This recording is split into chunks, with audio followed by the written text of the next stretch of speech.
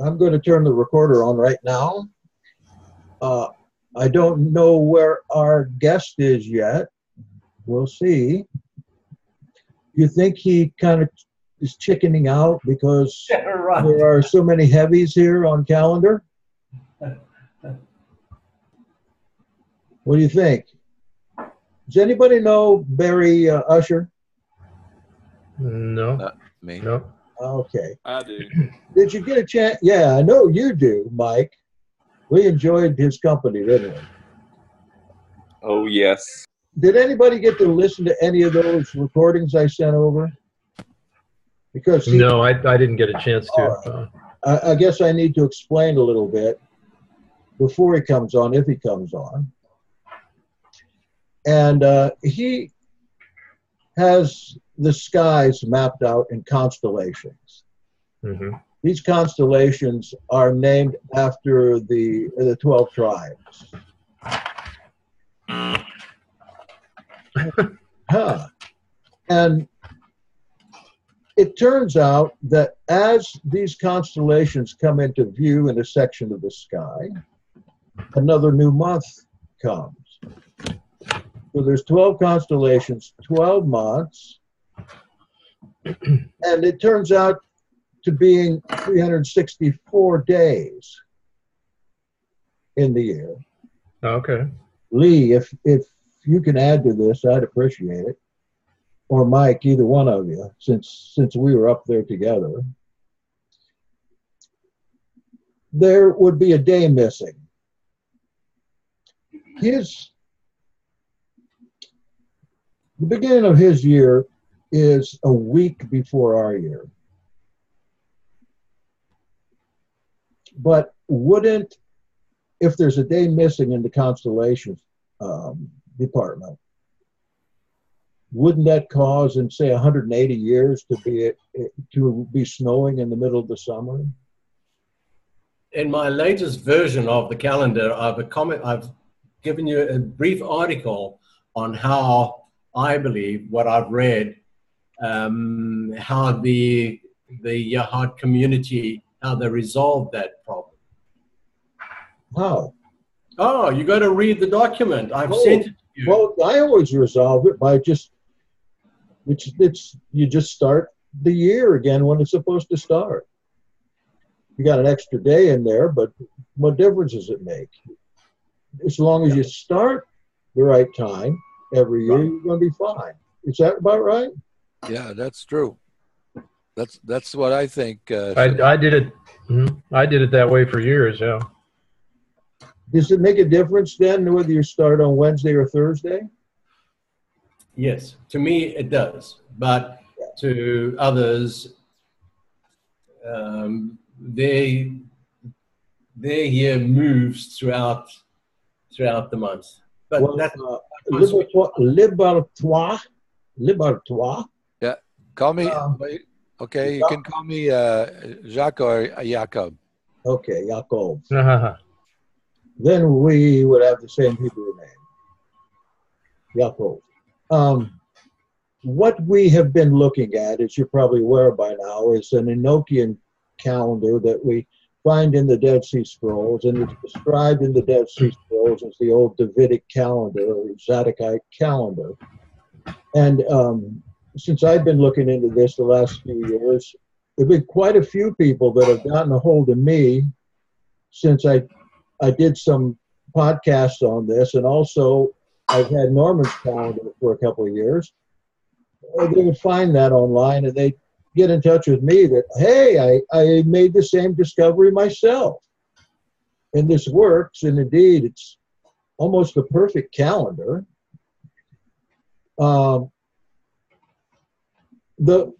As Mike once said, the problem with calendars is that you've got to have feast days on. You've got to be representing something on that calendar for it to be a religious calendar.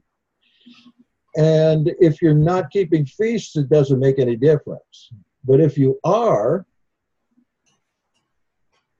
that's going to make a big difference. That's what a calendar's for, to show us where the feasts are, especially since we're so inundated, and we have been all our lives, with the particular calendar that we have now, our secular calendar.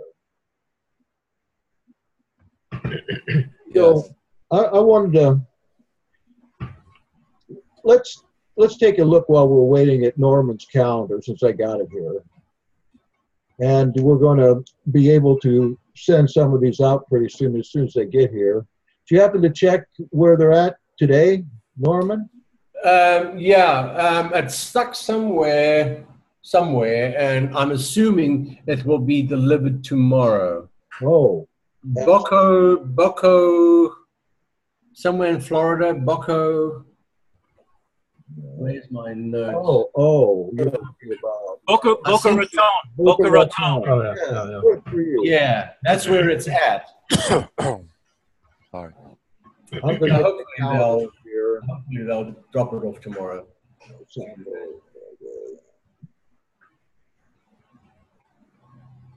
What do I want to open with? Adobe Acrobat, of course.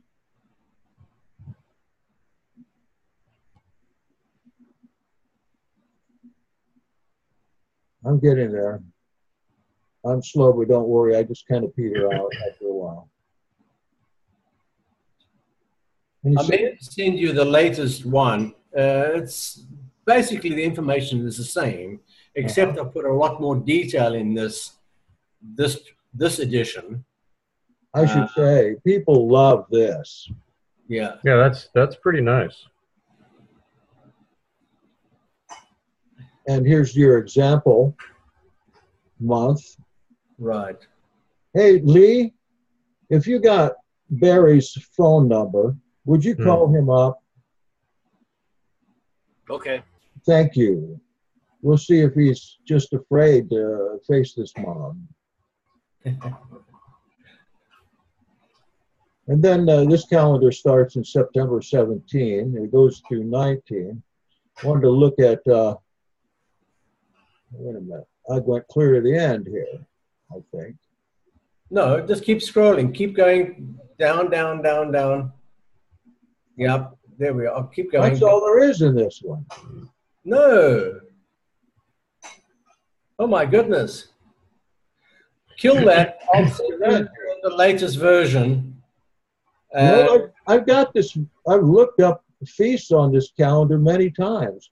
And besides, oh, wait a minute. I know I'm going to look someplace else because I put a password on it.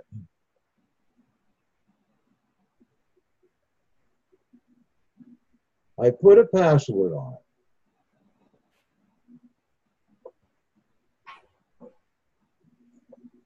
And it's out here on my hard drive, external drive.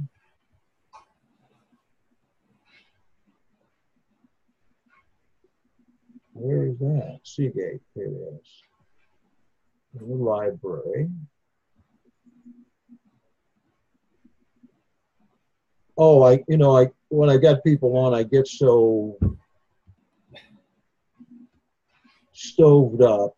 I get like that as well. When somebody's standing on my right or left shoulder and they're standing there, I freak out and I go all over the place. Yeah. I have that problem. Whoa, so I don't know. Okay. The moment somebody walks away and I said, oh, there it is. Well, I am sorry. It gets this way every doggone time. I just am double-minded when it comes to trying to find anything.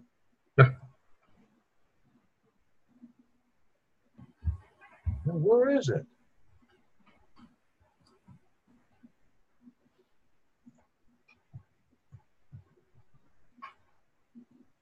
Calendar.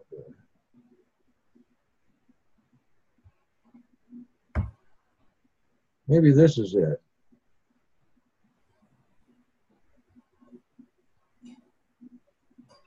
Eight pages. September, October, November, yeah. February 2018.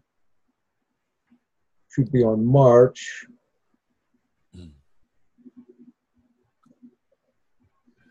And here we have a new year. Now, ask Jacques about his position on that. Yes, let's hear about it, Jacques. Well, when we read the book of Enoch, he clearly mentions the day when the daylight is equal to nighttime. And in this modern world, they were supposed to use the word equinox for that. But when you look at March 20th or 21st, they call it an equinox, but there is no place, nowhere on the planet where the night is equal to the daylight on that date. Nowhere. Oh, there's a reason for that. Yeah, I know the reason. Because it's not the year doesn't start on the equinox.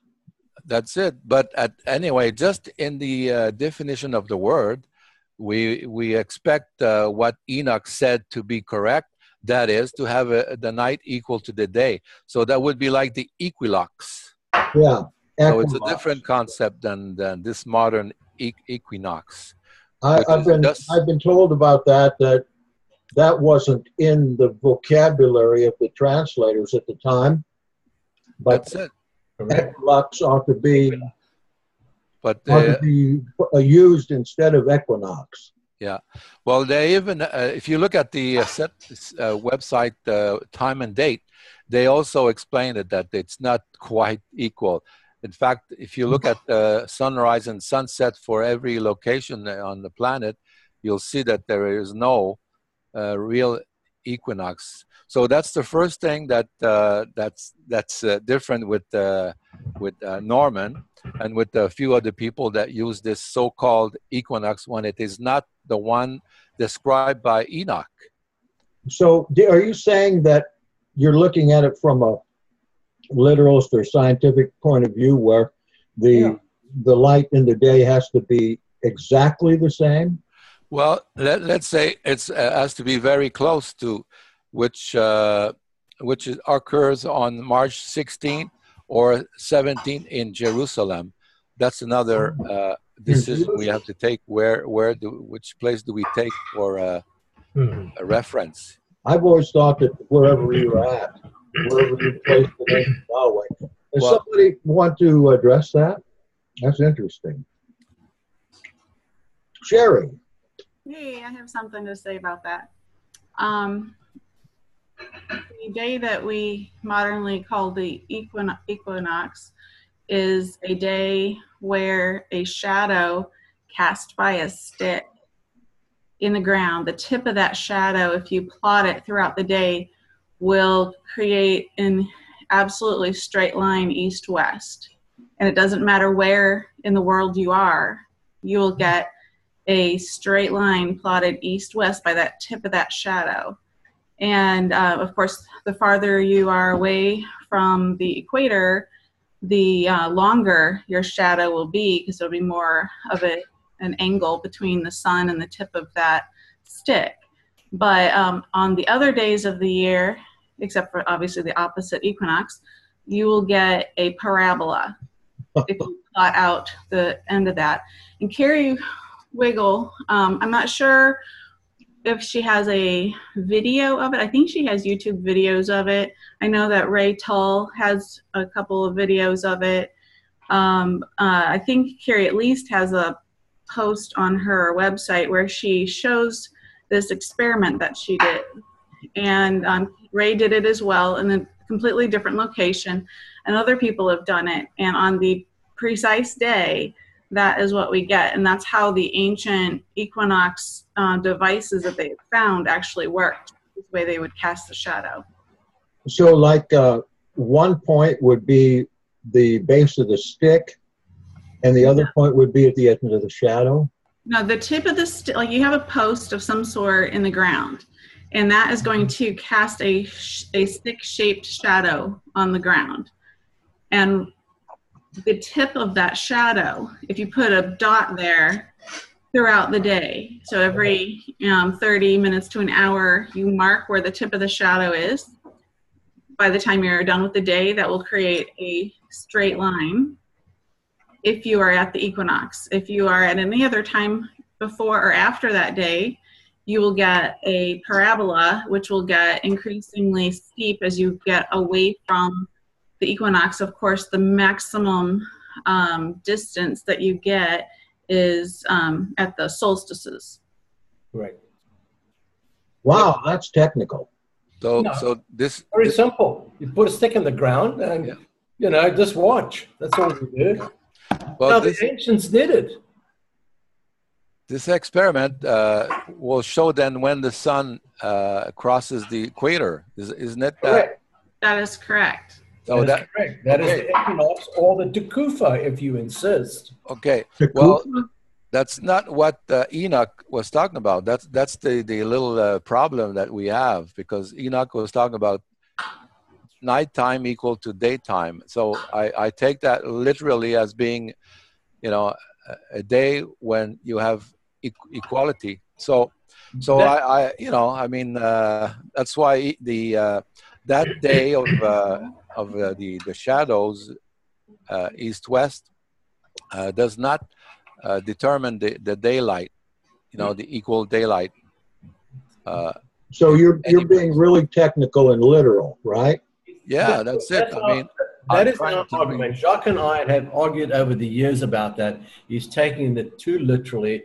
Anciently, they didn't have atomic clocks and all that kind of stuff. They came up and said, hey, this is when we've noticed that the day appears to be equal with the night.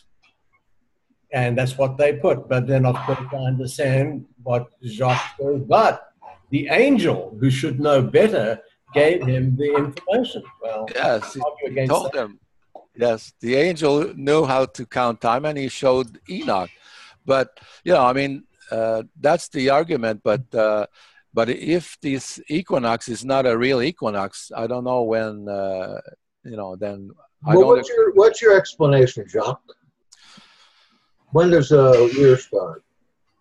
Well, in like I said, the explanation is that you know, like the Dead Sea Scrolls also gives a very detailed sequence of the 364 days with the feast and all that, you know, and he says on that day when the daylight, the nighttime, that is the last day of the calendar. It's the last day, 364th That's right. day. That's what he says, Enoch. So what I do is I take the day of equinox, whenever that is, and it has to match the last day of the cycle. So I have to look at the next year's or next equinox, the real true equinox in Jerusalem, which in 2019 is to be March 17. So I go backward 363 days, and I get the new year as being today, March 19th. Well, Happy New Year. Thank you. Happy New Year to you too. We don't have any fireworks here, but No, I don't think anyone is ready for that. let me show you a text that you may or may not be familiar with. This comes from an older translation from the 80s of the MMT. I don't think they include this in the MMT anymore, the Miksat Masa HaTorah. This is at the beginning of a two-letter set. Are you familiar with this text? Yeah. Well, it's in the Dead Sea Scrolls. That. Yeah. Uh-huh. Yeah, I go by that. I use that. Exactly. Yeah. Okay. Now the other. But there's no way you can show us from this that it's a particular equinox. See, I'm a little out of my depth here. Well, it would have to be on the last day. If you see on the last month, the 12th month, because when I read the Dead Sea Scrolls, I have to go on my own text, but where it says it's 364th day, Right. so that's 30th day of the 12th month is the equinox day, according to Enoch. Well, what are we going to do with all these disparate dates for New Year? How are we ever going to get this together? Well, how can we come to a meeting of the minds here? Well, I don't know if we could discuss it more thoroughly, but you know, like if people believe that this March 20th and 21st is a true equinox, if people believe that, then I cannot, you know, join that understanding. I cannot. Well, I guess the equinox would have been last week, but the way I understand it anyway, and correct me if I'm wrong, that from the equinox you go to the first day, which would be a Sunday, and then you take 4 days more because on the fourth day the sun was created, and that's where you get your New Year. No. Not right? No. Can somebody address this besides me, who doesn't know what he's talking about anyway?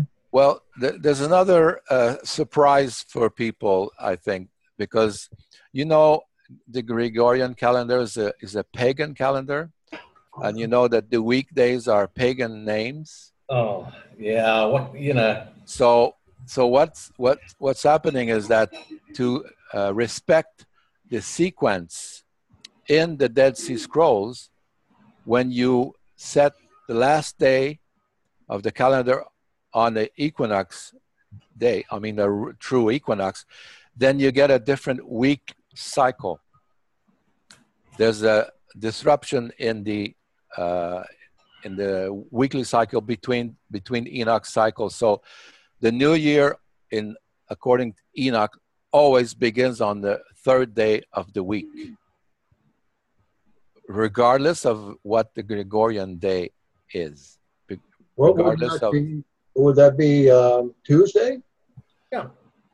Well, we don't call it Tuesday because it's not a. No, I understand. I'm sorry if that might be offensive to you, but I just use it because that's the way my brain is wired. I've got to that is the way everyone conducts their lives today with the horrible Gregorian calendar. Could I say something about the days of the week? Please.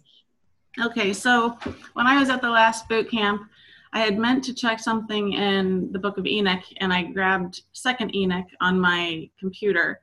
And when I did so, I was just reading through, oh, this is interesting. And I got to the part where it talked about the location of the luminaries in the various spheres of heaven. And since Liz had just been talking about the Spirot and some other things, I thought it was sort of appropriate. And I mapped out where the sun, the moon, and these other planets, which were being referred to by their Greek names. So Venus was called Aphrodite, and Mars was called Aries, and so forth. I mapped those out, and I looked at them and thought, you know, this order looks familiar to me. I think it's the same order that Philo and Josephus and such gave to the tips of the menorah candles, that there was a luminary assigned to each one of those. Oh, really? And so when I looked at the order of the days versus the order on the tips of the menorah, it doesn't match. It starts with the sun, which is the middle stick, and then it goes all the way to, I think the moon is next, which is the first stick, and then it goes to the 5th stick, and then the 2nd stick, and then the 6th stick, and the 3rd stick, and then finally the 7th stick. And this jumping around pattern, I thought, you know, this looks very familiar to me. This looks like what happens with the priests, because the scrolls assign the priests on a weekly rotation, and after 24 courses have passed, they start over again. Exactly. And that's a total of 48 weeks, but there's 52 weeks within the calendar year. So there's an extra 4 weeks that they start over. So the priest serving at the beginning of the next year is not the same as the first year. And the year after that is not the same. There's this 4-priest slip. And what that gives us is one priest overseeing each quarter of the year as well. So I think they went in by quarters, and then the other priest classes would rotate in by weeks, so there was more continuity because there would be a class sort of in charge for an entire quarter. Well, if you go back to the menorah, the reason our days have the names that they do is because it starts with 6 a.m. on the first day of the week, and it's assigned the sun. And it goes in the order of the menorah. So it starts from candle 4, and then it goes 5, 6, 7, and then back to 1, 2, 3, 4, 5, 6, 7 throughout the day till you get to the next morning. The next morning at 6 a.m., it's now the moon, because you're cycling 7 luminaries within a 24-hour period. That's not an even number, so there's a slippage. So the next day is the moon, which is why it's called lundi in French and some other form of moon day throughout the rest of the world. Well, then as you go through the next day, Tuesday is Mardi, which is Mars Day, and Wednesday is Vendredi, which Venus Day. No, Vendredi. Mercury, sorry, Mercury. And then Thursday is Jeudi, which is Jupiter. And then Friday is Vendredi, which is Venus. And then Samedi, French, Sabato, and some other languages. And the only one that actually gathered the Saturn effect is the German language with Saturday. But that's the reason each day has the name it does, is because of the location of those different luminaries relative to that slippage on a daily rotation. So like you're saying, in a way, that we're not using pagan names. I don't think so. I mean, I can see it with Wednesday, Woden's Day, Thor's Day. Right. If you use the Germanic ones where they've replaced it, it's like using the month names of our calendar when you have, January for Janus and so forth. But if you go back to a Romance language that is based in Latin, you're getting the actual planet names and sun and moon names. That's really interesting. Don't you have a blog entry up? I do, and I'm just so behind. It's going. It's going to be there. I thought that you already did this one. I didn't. I told you I was going to do it, but I haven't done it yet. Okay. Sorry, Jackson. Just to say, this is the problem that we are faced. It's nothing unusual. The moon calendar, guys, where you have your traditional Jewish calendar, the moon system, and there you have disputes between conjunction and or crescent, and then you have the so-called new moon Sabbath guys. So within that system, there's debates and disagreement. How do we come to a conclusion? And we're facing the same problem now with the Book of Enoch, the Enoch calendar. Some says this, some say that. It's crazy. All I know, and the way I've resolved it within myself, is that the fallen hosts know how to create problems for the brethren. They know how to do it, and they've done an excellent job. And then my belief is, pick one. Get as close as you can. Yeah, get it as close as you can. Yeah. Well, that's what we'd all do, I guess. Yeah. Yeah. Did somebody have something to say? I thought I heard somebody there pop in. I just wanted to say, Norman, it's true. Those hosts of heaven are really a problem group in the heavenlies. Explain yourself. Explain that, miss. We'll have Norman say what he said again.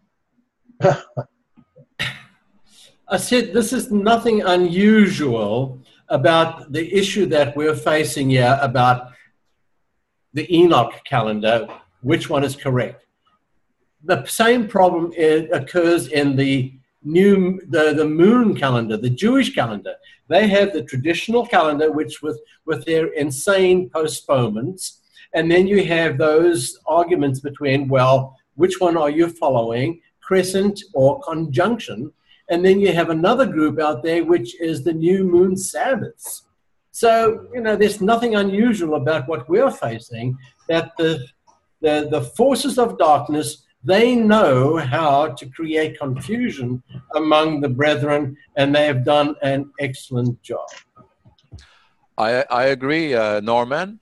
And I think also they have done a job on the translations of all the scriptures, even the book of Enoch, even those books. They've done a job on it. So that's where they create confusion also. Right. If I could mention one thing, if we make our understanding based upon man's interpretation of the language without allowing us any access to the original language, I think we're making a mistake to rely on man's determination. And that's my premise. So that's why I go back to the Hebrew language and I start with the scriptures first, make the correlations there, then we go back to the other books that we don't have the languages for. That's also the way I do it, because I do not trust any English language translation. You can go to any page in any text, and on that page you'll find multiple errors that seem to be purposefully put. Yeah. Sure. Well, I want to say something about Second Enoch. Second Enoch has a 365 plus calendar. Oh, yeah. Notice that? Yeah. Yeah. I don't touch Second Enoch. Uh-huh. It's the one that gives you the levels of spaces, heavens, where certain things are. Gives you more material about Melchizedek, his birth, and then parables. Yeah, it's that are just very similar to the ones we find in the New Testament. That's unusual. All right, so Norman, I got a question for you while we're at it. okay. Oh dear. Okay, when I get requests for a calendar from people overseas, which I do often, and I send them an e-copy of your calendar. Well, a couple of them have written back to me saying, this calendar's all wrong. Yeah, and of course they're going to say that. Because, well, they say, because the day doesn't start at sundown, but at sun up. Of course, I know that argument, and we've This gone is a rhetorical question. I just want to get you riled up on something. absolutely. Well, tell us about that. Oh, carry on. What's the question? Well, when does the day start? Obviously, in your opinion, it's at sundown. It's absolutely sundown. No, oh, by the way, I have a bone to pick with you. My original audio on that issue, I sent you, and I realized it was 1 hour and 10 minutes, and you had to do some editing on it. And it was awful. It was a really bad change. I think I just made it speed it up, but yeah, and it sounded like the chipmunk. And I tried listening to it, and I just couldn't listen to it anymore. Well, so, let's go back then. Well, I'd like to mention, Norman, I thought it was pretty good. Yeah, but the issue was, what I did, I re-recorded the audio with your additions, the stuff that you put in, and it was under 1 hour, and I sent it to you with a request, could you please delete that chipmunk one and replace it with the one that I sent. How long ago did you do that? That was a good couple of months ago, and as I've said, Jackson never replies to my emails. You have a different email address than you should be writing to. That's why. You have an address that I only check once in a blue moon. Yeah, once in a blue moon. I don't know how you got it, but if you've got a chat there, I'll give you the one you need to send to. In the meantime, you've got that recording someplace, right? Yeah. Send it again? Yeah, send it to this address. And there, I gave what I have understood of when the day starts. First of all, from anciently, from Scripture, never from my opinion. I think the way I hear it and see it from a lot of people, well, I think it should be, especially that group, that couple that you had a while ago. It was, in my opinion, it should be, and I thought, nah. Anyway, I'll resend that audio, and hopefully people will listen to that, because I couldn't listen to it. I didn't ask Carl to this group. Yeah. Because he is very firm, kind of like you are. I figured there would be fire between you two. But I got to admit, Barry is not coming in. Yeah. He says he's sick and bad. I think you probably saw the chat there. Yes. I've used that one before. Yeah, I bet you have. So he wants to reschedule. My answer was no, because this kind of thing is not that easy to put together and get everybody there at the same time. But, you know, he'll call and he'll request it again, and I'll just leave it up to you when the time comes. Well, we can reschedule it maybe later on, you know, further on in the year, not next week or anything. Yeah, maybe at the time. So what do you think about the dating in second Enoch? Anybody have an opinion on that? I know that you just leave it go. Well, you know that second Enoch was written way after, when was it? 1400s? Yeah, I mean, come on. No. Or is it before that? It's dated to 1st century CE. Yes. Oh, is that right? Okay. Yeah. However, that wasn't inspired by the prophet Enoch. So they just used the name, and they've messed the whole thing up. People are going by that, and I'm saying, stay away from it. Well, I understand the oldest, I'm sorry, go ahead. Go ahead. Go ahead. Well, I was just going to say, I thought the oldest version of Enoch 2 was Slavic. Is that not true? Yes. Okay. And so that Slavic language dates back to that early, how the 1st century? Here's how it comes to be. I'll tell you how. You've heard of Kirill and Methodius, 2 Roman missionaries. They both were experts in both Aramaic and Greek and Slavic. Okay. Or is it? And so they went with stacks of manuscripts up to Moravia, because the Catholic Church was losing Moravia to pagan and proto-Protestant movements. So these missionaries were sent up there with all these texts, including Josephus' Aramaic version. So you see, these are 2 of the texts that come out of that Slavonic, because Kirill and Methodius took them up there in the Aramaic. You know, you can't find Aramaic Josephus. It's not an extent, except in the Slavonic version.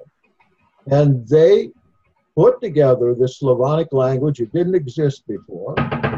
Kirill and Methodius, they invented it so the Slavic people would be able to read and write. They had no language. It could be written.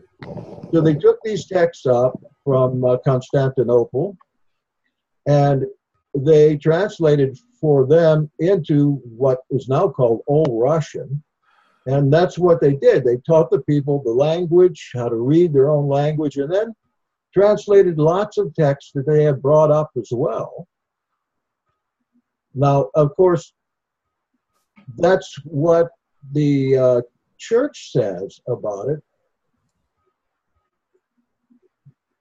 Yes, Philo, Moses 2, Philo. Oh, I'm not sure what that means. Sherry, can you come on and mention that? I was just posting in the chat. I actually sent the text to Liz privately, so I completely spammed her. But I just put mostly the resources for where these comments are made, so you can find them. As far as the coordination between the heavenly bodies and the luminary, the menorah tips and the days of the week and so forth. Great. Yeah. So anyway, that's how second Enoch, why it's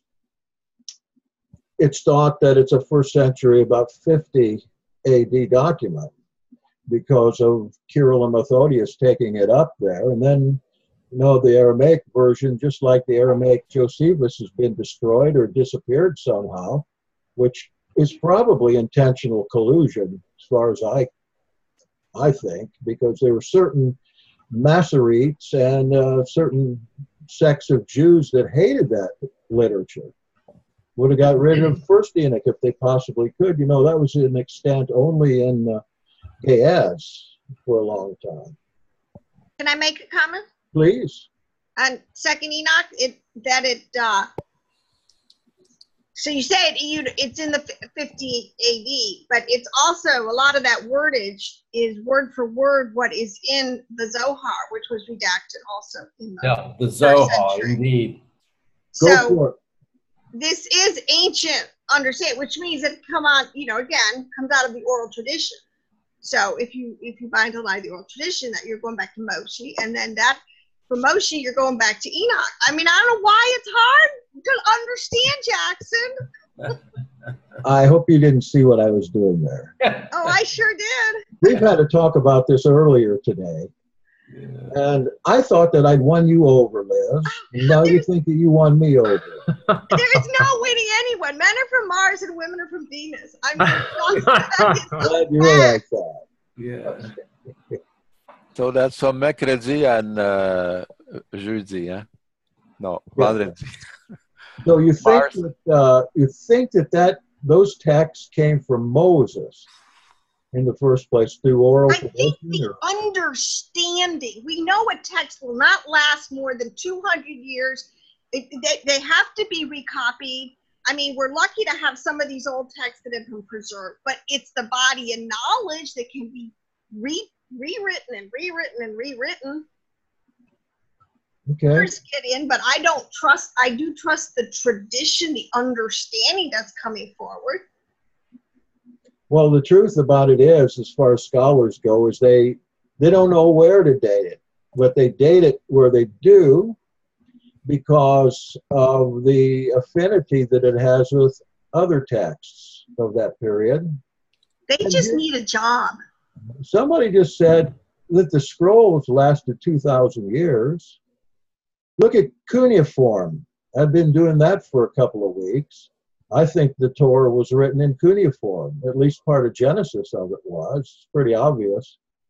Those are gone, but papyrus came into vogue to write on, and the end of Genesis is done in papyrus.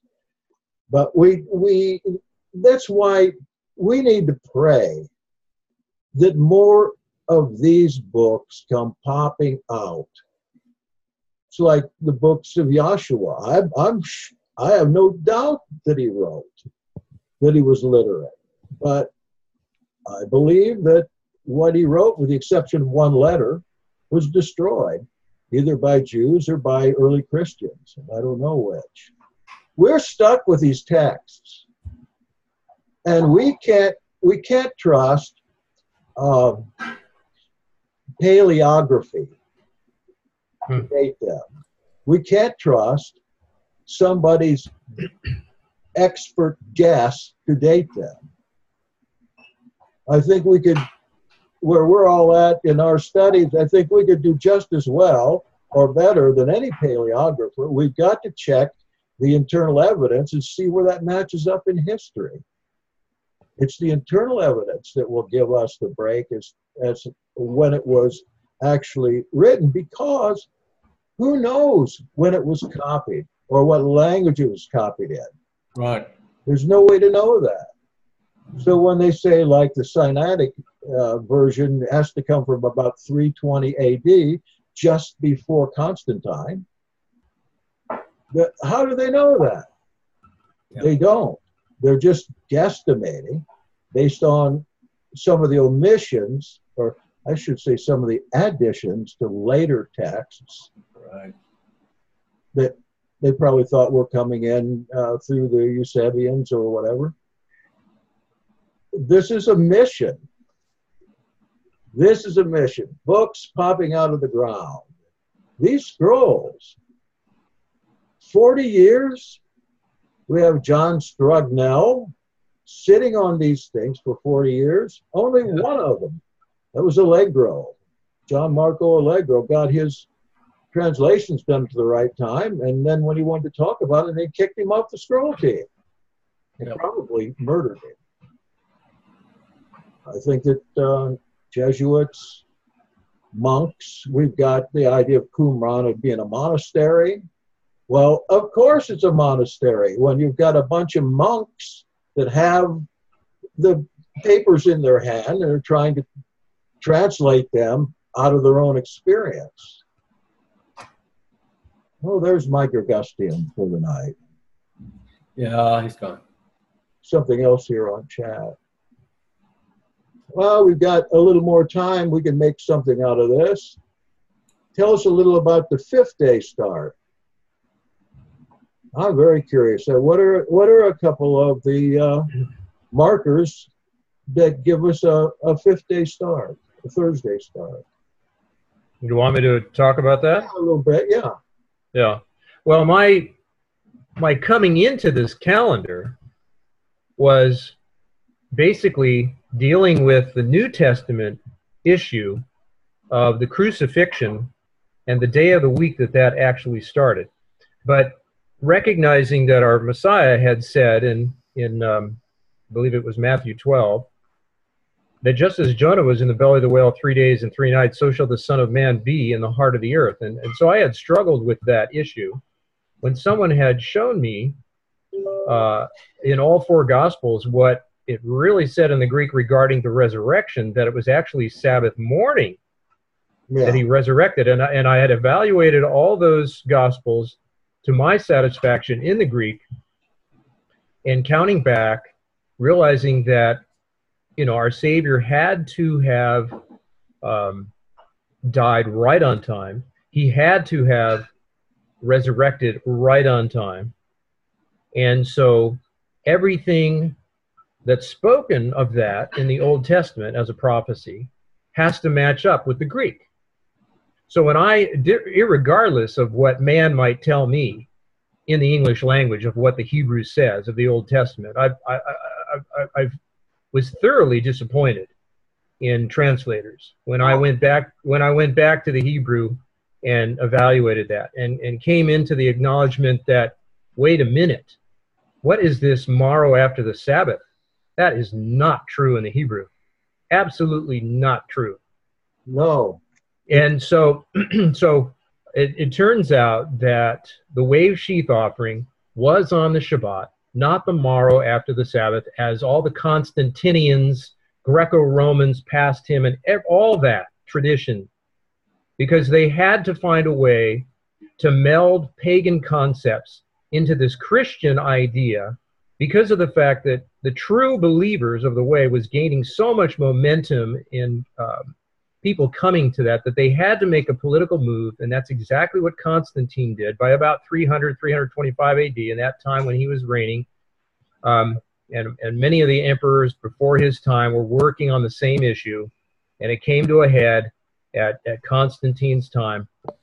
And so he declared himself a Christian, and so they made a compromise. And if you didn't agree with that, then you had to suffer the consequences. I think we all know what that was. And so anyhow, long story short, and then so reading through the feast chapter and recognizing that in Leviticus 23:32, that the 10th day of the 7th month is literally a Shabbat in Hebrew. And then Leviticus 16:31 corroborated the same. So there's your second witness that the 10th day of the 7th month is a Shabbat. Knowing that with the 364-day calendar that we have a consistent timepiece, then I thought, okay, if that's true, then all the other dates from all the prophets, when they give you a numbered date of a given month, it better match up to the calendar, because we all know with the 364, if you have one date to match up with a day of the week, you have the whole calendar. Right. And so consequently, that means if I evaluate all the numbered dates of all the given months, then the events that are recorded for all those better fit the model. There better not be certain things happening on the Sabbath. There better be certain things happening on the Sabbath, and vice versa. And sure enough, from my analysis in doing that, and yeah, Jackson has the front cover of the book on here, and I basically painstakingly went through the language and evaluated all those times, all those dates, and to my satisfaction, all that stuff matches up. And so I will tell you that, call me an alarmist, but I'm sorry, I do not trust a single state-recognized translator at all. King James knew exactly what he was doing, and the whole reason why they gave the Bible to us in our own language was it had to be edited to their satisfaction before it could be given to us. So when Yahweh said, if you want to find me, you have to search for me with everything you got, because it's the honor of kings to search out a matter. And that's exactly what all of us here are trying to do. And so my implorement to this group is, where we start first is the Hebrew languages in the scripture. That's our bottom line. That's what we have to work with. Anyway, nothing. I've got a comment on that. Your book is full of tidbits too, full of little secret stuff. Mm-hmm. Comes out. You've almost got to read it in pieces. Yeah, well, you do. There's so much stuff in there from his learning in the writing of it that he's come across, and it's all in there. It's very good. And I have a copy of it, and I've got it on ebook too. But of course, I can't send you an ebook. You got to buy one to support him in this. But anyway, anybody else on that subject? Well, I agree that translations are really tricked, and I believe the Pharisees, the modern Pharisees, are very much involved in all those. They work with the Vatican. I think they're all in together to hide the truth. So they both rejected those ancient books. They both agreed to reject those. And I guess they tried to hide the Dead Sea Scrolls for many years. But, so I agree we have a problem because of the translations. But I don't know if we could come to a scientific analysis of the different versions of Enoch's calendar to see which matches and which doesn't. But that's something else. But which version, which scientific model do we take? And this is where we run into the problem. Mm-hmm. Well, I'm talking about a scientific method. Yeah, but which method? The French method, the Canadian method, the South African method? Numbers are they're Arabic numbers. You know that numbers can say anything. That's an old saying that you can make numbers say anything. Yeah. So I don't know. That's like you can make scripture say about anything. Yeah, that's true. Yeah. So anyway, are we waiting for the two witnesses to come and tell us? They've already come, I'm afraid. Okay. Do you have their phone number? They're up in the clouds of heaven right now. Hey, Jacques, would you mind texting me your contact information, like an email, so I can keep track of you? Yeah. Okay, that'd be great. We have any closing content?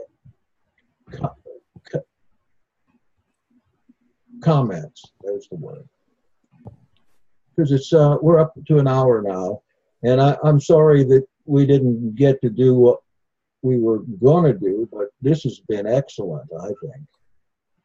I really appreciate, Jackson, that you've given us this opportunity to have an open forum, because believe you me, everywhere else, they kick you out. They're not interested. Yeah, I know. Mm-hmm. And I appreciate you guys' willingness to stay up late to do this for for people like Allison and myself who are over here on the West Coast. Appreciate that. Thank you. Well, let me say, I have one thing to say.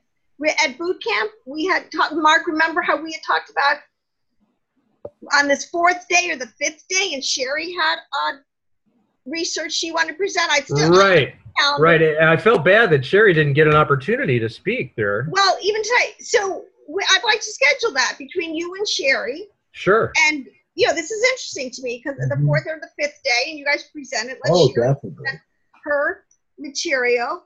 Can we, because I think you should have a once-a-month calendar Zoom discussion. There's a lot of angles of it. I think it'd be interesting. But I'd love to hear that. So I think that you guys. Sure. That would be good. That's a good idea. I think we can get more people if we advertise it a little bit. It's just that you want a bunch of people on that are going to conflict with you?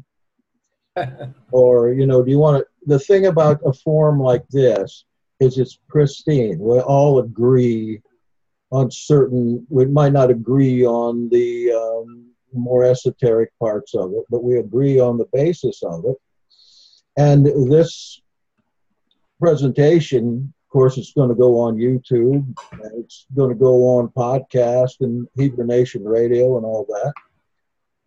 It can be very effective out there in cyberspace in bringing people to an understanding of where we're coming from, especially on Hebrew Nation Radio. You know, they're all following the Hillel 2 count. Right. You know, anybody can look in the dictionary of Judaism and read what the Jews had to say about the calendar. They'll tell you right off what the calendar is, or was, solar calendar. Right. Yet, that's where I got my first information on it. But by and large, not interested. But if somebody turns something on, they're using Hebrew Nation Radio, a lot of people do, it stays on all day, and they're going to get this one way or the other. It's old tradition. Yeah. Yeah. Tradition. Lee, are you still there? He might be asleep by now. He uses my podcast to go to sleep. I'm here. All right. I'm here. You gave me, whenever we talk about the calendar, you give me a one-line reason why we should use the lunisolar calendar. I wondered if you could give that reason right here so we could get you officially on recording. I'm just a simple man. I just look up in the sky. That's all. There you go. I'm simple. I don't, get into a lot of this. And there's so many more weightier issues, I believe, of the Torah and of life that we're neglecting than to take up our time. I mean, I appreciate people that do dig and do look at these things, but there's so many weightier issues of it. Just like tithing that I spoke about Saturday, there's so many weightier of the scriptures. Yes, there was 4th commandment. That was the longest one of all. And I just believe there's character and there's treating your brother well. Just like I appreciate today, there was not the dogmatic things that I've heard before when these subjects have been broached. So I appreciate that and the civility that went on this evening. I'm sorry that Barry did not come. He's been sick all day, it seems, and he was, on his deathbed, it sounded like. But I don't know. He's a big guy. He's strong. He probably could have gotten up. Maybe he was put off by being, challenged. But that's my one line in a paragraph form. Thank you. That's very good. He's just a simple man with a simple plan.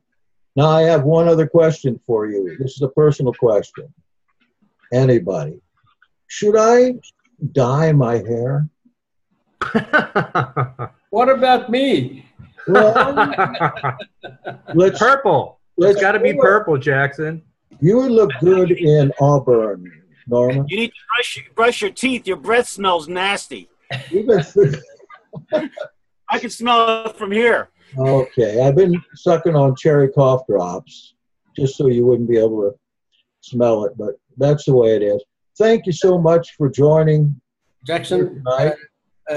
Jacques' email is there. Not email, his contact is in the chat.